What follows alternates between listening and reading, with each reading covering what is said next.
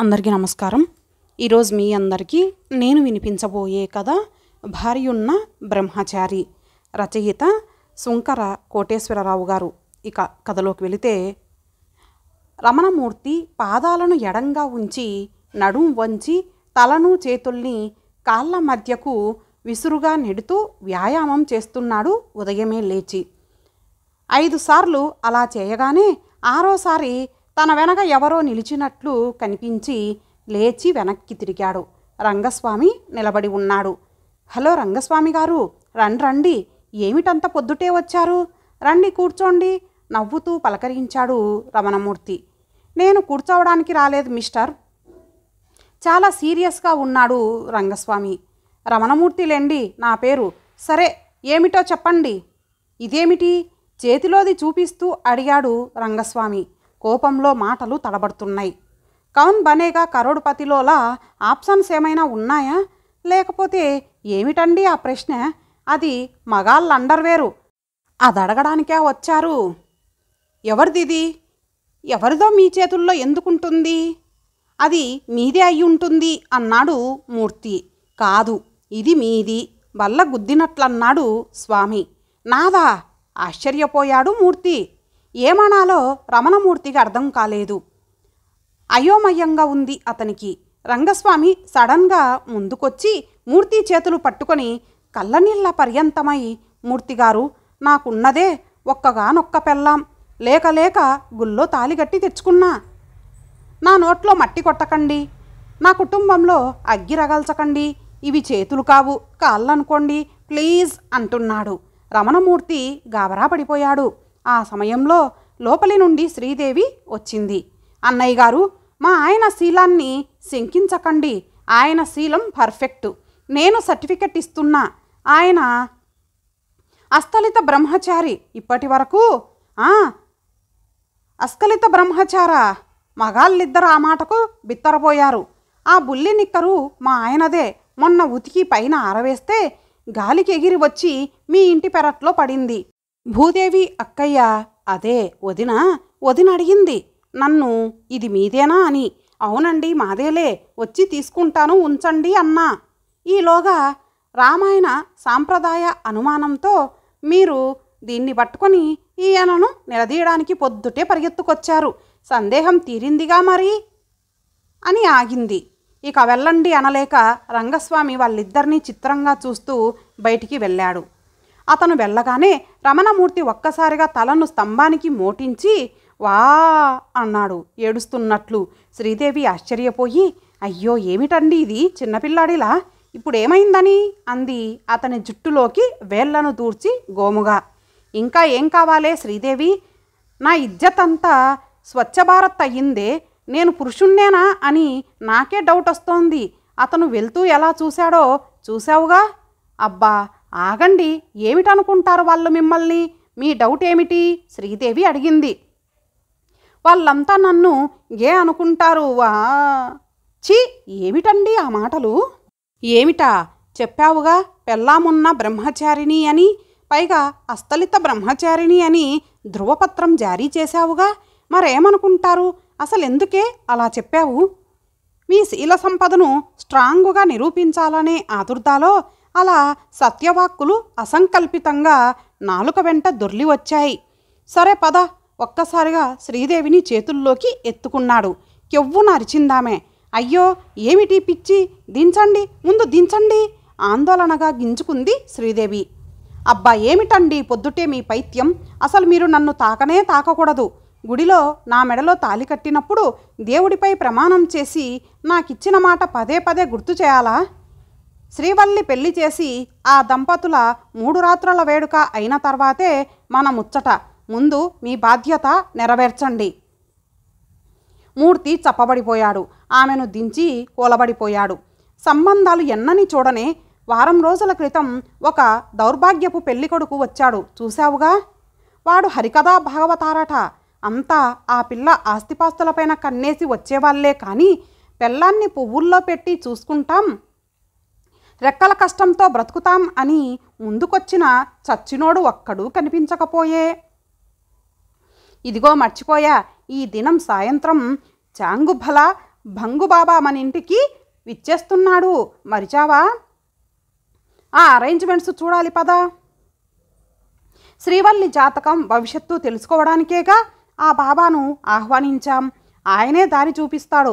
త్వరలో శ్రీవల్లి కళ్యాణం. ఆపై సరే ఆపండి, చాలా పనులున్నాయి పదండి. రమణమూర్తి బాత్రూం వైపు నడిచాడు. సాయంత్రానికి చాంగుభల భంగుబాబా వైజ్ఞానికానందు వేంచేశాడు. బాబా అనంగానే తెల్లటి బవిరిగడ్డం, జడలు కట్టిన జుట్టు, కాషాయ వస్త్రాలతో వయసు మళ్ళిన స్వామీజీ అయి ఉంటాడు అనుకున్నారు వీళ్ళంతా. సన్నగా చురకత్తుల్లా తేలిన గంభీరమైన మీసాలు, కొద్దిపాటి గడ్డం, చురుకైన కళ్ళు, స్ఫురద్రూపం చూడగానే సినిమాలోని విలన్ని గుర్తుకు తెస్తాడు. వెంట తెచ్చిన భక్త గుంపును క్రిందనే వదిలేశాడు. బాబాకు రెండు వైపులా ఇద్దరు నడివయసు వాళ్ళు పింజామరలు వీస్తూ బాడీగార్డుల్లా నడుస్తున్నారు. బాబా ఏదో నములుతున్నట్లుంది. మెట్లెక్కి వస్తూనే ఆ ఇద్దరు రెండుసార్లు జై వైజ్ఞానికానంద స్వామి, జై జై సత్యవాక్ జ్ఞానానందుజీ అని అరిచారు. బాబా నిమిత్త మాతృనిలా నిమీలిత నేత్రాలతో అప్పటికి పరచి ఉంచిన మెత్తని తివాచీపై సున్నితంగా నడుస్తూ, సిద్ధంగా రాముడు శ్రీవల్లి ఇరువైపులా ఉండి మెల్లగా వెనక్కి నడుస్తూ స్వామీజీపై సున్నితంగా గౌరవంగా పూలను విసురుతుండగా హాల్లో సిద్ధం చేయబడిన దర్బార్ కుర్చీలో ఆసీనులయ్యారు. హాలంతా అత్తరు అగరు వాసనలతో గుమగుమలాడుతోంది. బాబా వయస్సు లఘువుగా ఉండటం రమణమూర్తికి ఏదో వెలితి అనిపిస్తోంది. పైగా బాబా ముఖాన్ని ఎక్కడో చూసినట్లు అనిపిస్తుంది. ఎక్కడా అని ఆలోచనా నిమగ్నుడు అవుతుండగా, రమణమూర్తి గారు, అమ్మాయి భవిష్యత్తు గురించేగా మీ సమస్య. సరే, అమ్మాయి జాతక చక్రం ఉందా లేదా? పోనీ పుట్టిన తేదీ, నక్షత్రం వగైరా వివరాలున్నాయా? అవి లేవా? మరెలా? స్వామీజీ వంక సాలోచనగా చూశాడు. స్వామీజీ సైగలతో, సరే అయితే అమ్మాయిని రమ్మనండి. బాబాజీ అమ్మాయి అరచేయి నుదురును పరిశీలించి చదివి పరిష్కారం చెప్తారు అన్నాడు పాతరేణువు. శ్రీవల్లిని తీసుకొచ్చింది శ్రీదేవి. శ్రీవల్లికి ఇష్టం లేకున్నా తల ఉంచుకొని మౌనంగా కూర్చొని చేతిని ముందుకు చాచింది. బాబా ఆ చేతిని అందుకున్నాడు. క్రమంగా అతని కళ్ళల్లో మార్పొచ్చింది. చేతిని నలిపేస్తున్నాడు. అతనికి చిరుచెమటలు. మరుక్షణం శ్రీవల్లి బొమ్మలు ముడిపడ్డాయి. చేతిని విసురుగా లాగేసుకొని లోపలికి వెళ్ళిపోయింది. రమణమూర్తికి అనుమానం నివృత్తవ్వబోతోంది ఇదంతా చూసి. బాబా ఒడిలో చేతులు పెట్టుకొని కళ్ళు మూసుకున్నాడు. మూర్తిగారు, మేమిప్పుడు బాబాలం, స్వామీజులం కాము అనుకోండి. మనస్సు విప్పి మాట్లాడుతున్నాం. బాబాగారు ఇప్పటి వరకు సన్యసించలేదు. సన్యాసం స్వీకరించడానికని 4 ఏళ్ల క్రితం హిమాలయాలకు వెళ్ళి కొందరు ఋషులు మునుల వద్ద శుశ్రూష చేశారు. వీరు సన్యసించడానికి ససేమీరా అంగీకరించలేదు. 6 ఏళ్లు సంసారం చేసి రమ్మన్నారు. ఇక్కడి వాతావరణం ఆయన మనస్సుకు నచ్చింది. బాబా ఒక ఆశ్రమం నెలకొల్పాలి అనుకుంటున్నారు. కానీ ఆయన దగ్గర అంత సొమ్ము లేదు. సన్యాసి ఎలాగో కాలేకపోయారు కాబట్టి సంసారి అవుదామనుకుంటున్నారు. కానీ బాబా చర్యలు మాత్రం వదలరు. మీకు చెప్పకపోవడం ఏమిటి? ఇదొక మాయ, ఇదొక మర్మం, ఇదొక వ్యాపారం ఆగాడు పాదరేణువు. మూర్తి ఆశ్చర్యానికి అంతులేదు. దిగ్భ్రాంతి కలుగుతోంది. స్వామీజీకి శ్రీవల్లి బాగా నచ్చింది. పెళ్లాడతారు. మీ అందరికీ అన్ని విధాలా ఇష్టమైతే మీ మంచితనం, మీ ఇంటి గౌరవం, అమ్మాయి అందం, అనుకువ, సౌభాగ్యం, సమాచారం స్వామివారికి ముందే చేరాయి. ఆశ్రమ నిర్మాణం ఆయన ప్రథమ ధ్యేయం. అమ్మాయిని గుండెల్లో పెట్టుకొని ఆదరిస్తారు. ఆయన బాబాగా పరిపూర్ణంగా ఎదిగే చర్యలు ఎలా కొనసాగించాలో ఆయనకొక పథకం ఉంది. అలా అడుగులు వేస్తారు. అది ఆయనకే వదిలేద్దాం. బాగా ఆలోచించుకొని ఏ విషయమో చెప్పండి. రేణువు ఆగాడు. మూర్తి కోపంతో వణికిపోతున్నాడు. అయినా సంయమనం పాటించి నోరు విప్పాడు. దీనికి సమాధానం చెప్పే ముందు, మీరు ఈ ఇంట్లో అడుగుపెట్టిన క్షణం నుండి నా మెదడును వేధిస్తున్న ఒక విషయంలో నాకు క్లారిటీ కావాలి. దాదాపు 15 ఏళ్ల క్రితం నేను బాపట్లలో లాయర్గా ప్రాక్టీస్ చేసే సమయంలో చిన్న చిన్న దొంగతనాలు, దౌర్జన్యాలు చేస్తూ బ్రతికే ఒక టీనేజర్కి చైన్ స్నాచింగ్ కేసులో 6 నెలల జైలు శిక్ష పడింది. జైల్లో వేసిన 10 రోజుల్లోనే పాదశక్తి చూపించాడు. ఇప్పటికీ జాడలేదు. అతన్ని కుమ్మురావంలో గచ్చుకాయ లేదా గచ్చకాయ సీను అని పిలిచేవారు. అతని పోలికలు బాబాజీ ముఖంలో కనిపిస్తున్నాయేమిటా? మూర్తి పూర్తి చేయకముందే పాదరేణువు ఒక్క క్షణం గొనుక్కుంటూ స్వామీజీ వైపుగా గబగబా వెళ్ళాడు.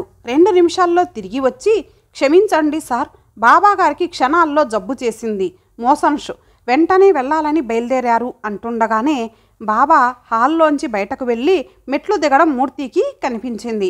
పాదరేణువు కూడా అతన్ని అనుసరించి వెళ్ళిపోయాడు. అలా వెళ్ళడానికి 4 అడుగులు వేసి వెంటనే వెనుతిరిగి మూర్తిని సమీపించి సడన్గా కాళ్ళను తాకి, క్షమించండి సార్, పొరపాటైంది, మీ మేలు మరవలేం, మా పొట్ట కొట్టద్దు, మమ్మల్ని పూర్తిగా మర్చిపోండి, అదే మీరు మాకు చేసే మేలు, నమస్తే అంటూ సమాధానం కొరకు ఎదురు చూడకుండా చకచకా వెళ్ళిపోయాడు. రాత్రి 9 దాటింది. బయట నుండి వచ్చిన మూర్తికి ఇంట్లో ఎవరూ కనిపించలేదు. వెనక పెరటి కాంపౌండ్ తలుపు తెరిచి ఉంది. అటు వెళ్ళాడు. కొట్టంలో ఉన్నారందరూ.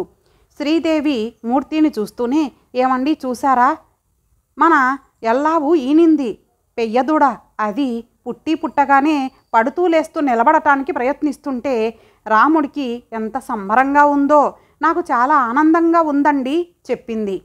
బావా, బుజ్జాయి ఎంత అపురూపంగా ఉందో, ఆ బుజ్జిముండ అప్పుడే పొదుగు కోసం తడుముకుంటూ ఉంటే నాకు చాలా సంతోషంగా ఉంది అంది శ్రీవల్లి. అవును, నాకు ఆనందమేస్తుంది అన్నాడు మూర్తి. రాత్రి భోజనాల దగ్గర సాయంత్రం జరిగిందంతా వాళ్లకు చెప్పాడు మూర్తి. దొంగ రాస్కెల్స్ని పోలీసులకు పట్టివ్వాల్సింది బావా అంది శ్రీవల్లి. పోలీసులు ఏం చేస్తారు? ఇలాంటి బాబాలు అలాంటి ప్రమాదాలను ఎలా తప్పించుకొని తిరిగి తలెత్తుకొని ఎలా తిరగాలో వాళ్ళకు బాగా తెలుసు అంది శ్రీదేవి. సరే పోనీ, నేను ఓ నిర్ణయానికి వచ్చాను. రేపు కార్తీక సోమవారం, మంచి రోజు. రేపు ఆగి ఎల్లుండి ఉదయమే పెళ్ళిళ్ళ పేరయ్యను వెంట పెట్టుకొని ఉత్తర కోస్తా అంతా తిరుగుతా. 10 దినాలు కానీ 15 దినాలు కానీ మంచి సంబంధం తీసుకొనే తిరిగి వస్తా. ఇదే నా శపథం అన్నాడు. ఇప్పుడు అంత రిస్క్ ఎందుకు బావా? ఇందులో రిస్క్ ఏముంది? ఇదేమైనా బరువులు మోయడమా? వెళ్ళిరాని, శుభం అంది శ్రీదేవి. కార్తీక సోమవారం ఉషోదయం. మూర్తి మామూలుగా ఎక్సర్సైజులు చేస్తున్నాడు. 5 సార్లు అలా తన తలను చేతులను కాళ్ళ మధ్యలో నుండి వెనక్కి విరుస్తూ 6వసారి అలా విసిరి చూస్తే వెనక ఎవరో నిలబడినట్లు కనపడింది. ఒళ్ళు జల్లుమంది. మళ్ళీ రంగస్వామి వచ్చాడేమో అని లేచి వెనక్కి తిరిగి చూశాడు. గుండెలు జల్లుమన్నాయి. ఎదురుగా శ్రీవల్లి, రాముడు మెడలో పూలమాలలతో చేయి పట్టుకొని నిలబడి ఉన్నారు. ఒక్క క్షణం నిర్ఘాంతపోయాడు మూర్తి. మరుక్షణం హుర్రే అని ఎగిరి గంతేస్తూ, శుభం, బాగుంది, నాకిష్టమే, రాముడే సరైన అభ్యర్థి, ఇదే సరైన నిర్ణయం, అతనికేం బంగారం అంటూ పిచ్చి పిచ్చిగా అరుస్తున్నాడు. అరుపులకి శ్రీదేవి బయటకు పరిగెత్తుకొచ్చింది. చేతిలో గరిటె ఉంది. 5 క్షణాల నిశ్శబ్దం. ఒక్కసారిగా భోరుమంది. శ్రీవల్లి చెలించిపోయింది. అక్క అంది పెద్దగా. నోర్ముయ్, నీకోసంగా నేను ఇన్నాళ్ళు రక్షణ కొరకే అనుకో నిన్ను నా పక్కలోనే పడుకోబెట్టుకున్నా. నన్ను కౌగిలించుకొని నిద్రపోయేదానివి. నన్నేమర్థం చేసుకున్నావు? ఒక్క మాట నా చెవిలో వేయలేకపోయావా అంది శ్రీదేవి. ఎన్నాళ్ళ బట్టో మనసులో కదులుతున్నా కూడా నిన్ననే అదొక నిర్ణయంగా రూపుదిద్దుకుందక్క. జస్ట్ నిన్ననే రాముతో తొలిసారిగా ఈ విషయం చర్చించి ఆయన భాషలో అంగీకారం తీసుకొని ఈ నిర్ణయానికి వచ్చాం. నేను చేసింది తప్పు అనుకోవడం లేదు. మిమ్మల్ని ఇంకా ఇబ్బంది పెట్టకూడదనే. రండి, మీ ఇద్దరి పాదాలకు మేమిద్దరం నమస్కరించేదాకా నాకు మనశ్శాంతి ఉండదు శ్రీవల్లి బెక్కుతూ చెప్పింది. ఆగు, అన్నీ తొందరే, ముందు ఎర్రనీళ్లు తీయాలి. శ్రీదేవి లోపలికి వెళ్ళింది. రాముడు, శ్రీవల్లి వెర్రినవ్వు నవ్వి ఊపిరి పీల్చుకున్నారు. రమణమూర్తి కూడా రిలీఫ్గా ఒక్క నిట్టూర్పు విడిచాడు, వాళ్ళిద్దరినీ కావలించుకుంటూ. ఇంతటితో ఈ కథ సమాప్తం. మరలా మరొక మంచి కథతో కలుద్దాం. అంతవరకు సెలవు. నమస్తే.